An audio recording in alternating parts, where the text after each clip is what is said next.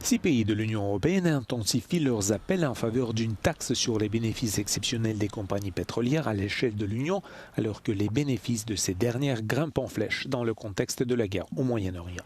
Les ministres des Finances de l'Allemagne, de l'Italie, de l'Autriche, de la Pologne et du Portugal, ainsi que le ministre espagnol de l'économie, ont exhorté l'Irlande à inscrire cette question à l'ordre du jour de la réunion des ministres des Finances de l'UE, qui se tiendra le mois prochain à Dublin.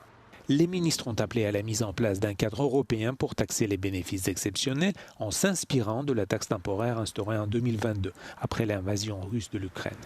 Les entreprises du secteur de l'énergie ont enregistré des bénéfices considérables, la guerre ayant perturbé le trafic maritime dans le détroit d'Ormuz. Toutefois, l'UE n'a pas encore fait part de son intention d'instaurer une nouvelle taxe. La lettre reste à ce stade un avant-projet, tandis que des divergences politiques persistent au sein des États membres, y compris en Allemagne.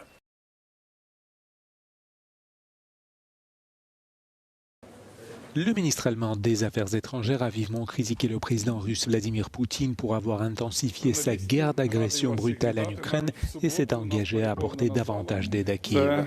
Les propos de Yoram Vadeful tenus lors d'une visite dans la capitale ukrainienne font suite à une série de bombardements russes qui ont fait près de 30 morts en Ukraine depuis vendredi.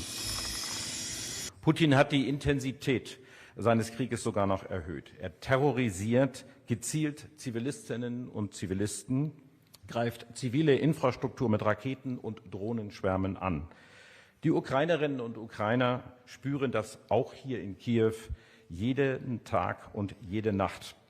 Der Juli war der tödlichste Monat für Zivilistinnen und Zivilisten seit über 4 Jahren. Das sind nicht einfach Zahlen, das sind Menschen. Moscou exploite la pénurie chronique d'intercepteurs de défense aérienne Patriot de fabrication américaine dont souffre l'Ukraine, la seule arme de son arsenal capable d'abattre ces missiles. Samedi, Volodymyr Zelensky a déclaré avoir également discuté de la création d'un système antibalistique européen avec l'ancien envoyé spécial américain pour l'Ukraine, Keith Kellogg. Samedi, le lendemain d'une frappe meurtrière sur Kryvyi Rih qui a emporté au moins 16 vies, les autorités locales ont indiqué que de nouvelles attaques russes sur l'Ukraine avaient fait au moins 7 morts. Les enterrements se poursuivent à Ceuta pour les migrants décédés lors d'une traversée massive depuis le Maroc il y a 3 semaines. Au total, 18 migrants ont été enterrés vendredi au cimetière musulman de Sidi Mbarek.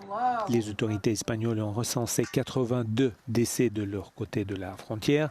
Au-delà des inhumations de vendredi, d'autres migrants devaient être inhumés au cours du week-end et dans les jours à venir, à raison d'une dizaine par jour.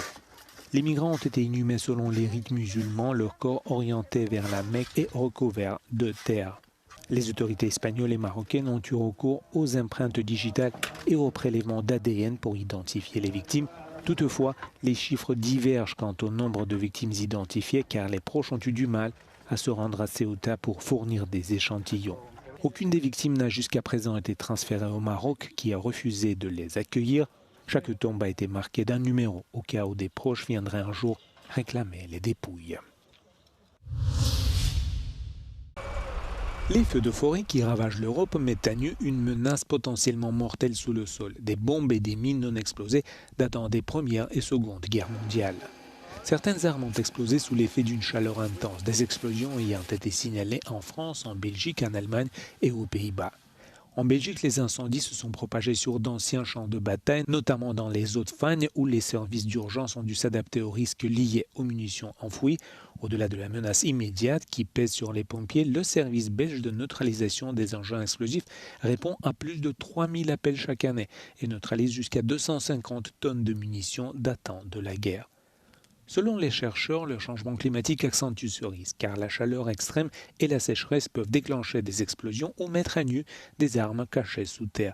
La sécheresse a également mis au jour des armes dans les rivières et les lacs. En Slovaquie, la baisse du niveau de l'eau a mis à nu 2 mines navales, tandis que des bombes ont refait surface à mesure que les eaux se retiraient en Hongrie et en Allemagne.